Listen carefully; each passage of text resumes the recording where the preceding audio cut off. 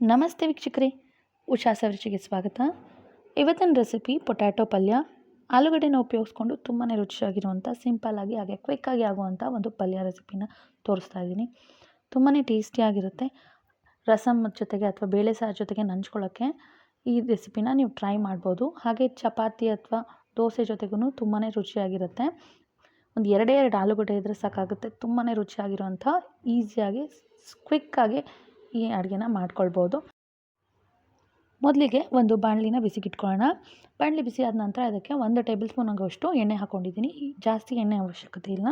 ಹಾಗೆಯೇ ಸ್ವಲ್ಪ ಎಣ್ಣೆ ಬಿಸಿ ಆದ ನಂತರ ಸ್ವಲ್ಪ ಸಾಸಿವೆ, ಹಾಗೆ ಜೀರಿಗೆ, ಸ್ವಲ್ಪ ಕರಿಬೇವಿನ ಸೊಪ್ಪು, ಹಾಗೆ ಒಂದು 4-5 ಎಸಳಷ್ಟು ಬೆಳ್ಳುಳ್ಳಿ, ಇದಿಷ್ಟನ್ನು ಚೆನ್ನಾಗಿ ಫ್ರೈ ಮಾಡ್ಕೊಳ್ಳೋಣ. ಸಾಸಿವೆ ಚೆನ್ನಾಗಿ ಸಿಡಿಯೋವರೆಗೂ ಇದನ್ನು ಫ್ರೈ ಮಾಡ್ಕೊಳ್ಬೇಕಾಗುತ್ತೆ. ನಂತರ ಇಲ್ಲಿ ಒಂದು ಈರುಳ್ಳಿನ ತೊಗೊಂಡಿದ್ದೀನಿ. ದೊಡ್ಡ ಗಾತ್ರದ್ದು ಒಂದು ಈರುಳ್ಳಿ ತೊಗೊಂಡಿದ್ದೀನಿ. ಸಣ್ಣದಾಗಿದ್ದರೆ ಒಂದು 2 ಈರುಳ್ಳಿನ ತೊಗೊಳ್ಳಿ.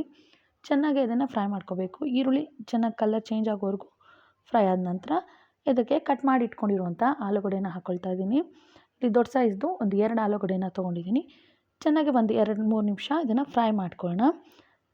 ಆಲೂಗಡ್ಡೆನೂ ಚೆನ್ನಾಗಿ ಫ್ರೈ ಆದ ನಂತರ ಇದಕ್ಕೆ ಒಂದು ಟೊಮ್ಯಾಟೋನ ಕಟ್ ಮಾಡಿ ಇಟ್ಕೊಂಡಿರುವಂಥದ್ದು ಹಾಕ್ಕೊಂಡಿದ್ದೀನಿ. ಹಾಗೆಯೇ ಸ್ವಲ್ಪ ಉಪ್ಪು, ರುಚಿಗೆ ಎಷ್ಟು ಬೇಕಷ್ಟು ಉಪ್ಪನ್ನು ಹಾಕ್ಕೊಂಡು 1 ಸೆಕೆಂಡ್ ಇದನ್ನು ಫ್ರೈ ಮಾಡಿ ನಂತರ ಇದಕ್ಕೆ ಆಲೂಗಡ್ಡೆ ಬೇಯೋದಕ್ಕೆ ಎಷ್ಟು ನೀರು ಬೇಕೋ ಒಂದು ಸ್ವಲ್ಪ ನೀರನ್ನು ಹಾಕಿಬಿಟ್ಟು ಮುಚ್ಚಿಟ್ಟು ಬೇಯೋದಕ್ಕೆ ಬಿಟ್ಬಿಡಬೇಕು. ಆಲೂಗಡ್ಡೆ ಬೇಗನೆ ಬೆಂದೋಗುತ್ತೆ. ಒಂದು 5 ನಿಮಿಷದಲ್ಲೆಲ್ಲ ಬೆಂದೋಗುತ್ತೆ. ನಿಮಗೆ ಪಲ್ಯ ಡ್ರೈ ಆಗಬೇಕು ಅಂದರೆ ಸ್ವಲ್ಪ ನೀರಿನ ಕ್ವಾಂಟಿಟಿನ ಕಡಿಮೆ ಹಾಕ್ಕೊಳ್ಳಿ. ಇಲ್ಲ ಸ್ವಲ್ಪ ಗ್ರೇವಿ ಆಗಬೇಕು ಅಂದರೆ ಸ್ವಲ್ಪ ನೀರನ್ನು ಜಾಸ್ತಿ ಹಾಕ್ಕೊಳ್ಳಿ.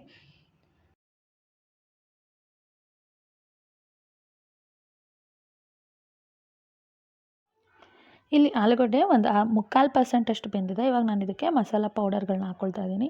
ಸ್ವಲ್ಪ ಅರಿಶಿಣದ ಪುಡಿ, ಹಾಗೆ 1 ಚಮಚ ಆಗೋಷ್ಟು ಖಾರದ ಪುಡಿ, ಒಂದು ಚಮಚ ಆಗೋಷ್ಟು ಧನಿಯಾ ಪೌಡರ್ನ ಕೂಡ ಹಾಕ್ಕೊಂಡಿದ್ದೀನಿ. ಅದಷ್ಟನ್ನು ಹಾಕ್ಕೊಂಡು ಚೆನ್ನಾಗಿ ಮಿಕ್ಸ್ ಮಾಡಿಕೊಂಡು ಮತ್ತು ಇದನ್ನು ಲಿಡ್ ಕ್ಲೋಸ್ ಮಾಡಿ ಮುಚ್ಚಿಡಬೇಕಾಗುತ್ತೆ.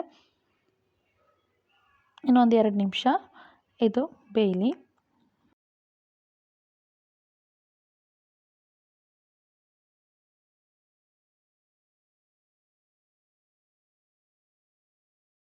ಈಗ ಇಲ್ಲಿ ಆಲೂಗಡ್ಡೆ ತುಂಬ ಪರ್ಫೆಕ್ಟಾಗಿ ಬೆಂದಿದೆ. ತುಂಬಾ ಸ್ಮ್ಯಾಶ್ ಆಗೂ ಬೆಂದಿಲ್ಲ.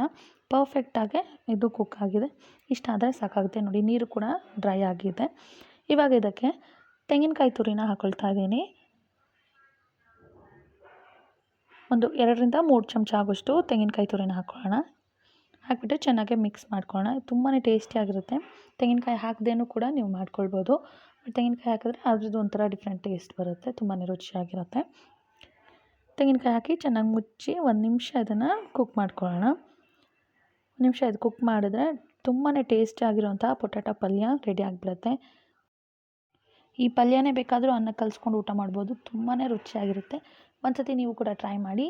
ಈ ರೆಸಿಪಿ ಇಷ್ಟ ಆದರೆ ಲೈಕ್ ಮಾಡಿ. ಹಾಗೆ ರೆಸಿಪಿ ಟ್ರೈ ಮಾಡಿ ಹೇಗೆ ಬಂತು ಅಂತ ಕಮೆಂಟ್ನಲ್ಲಿ ತಿಳಿಸೋದನ್ನು ಮರಿಬೇಡಿ.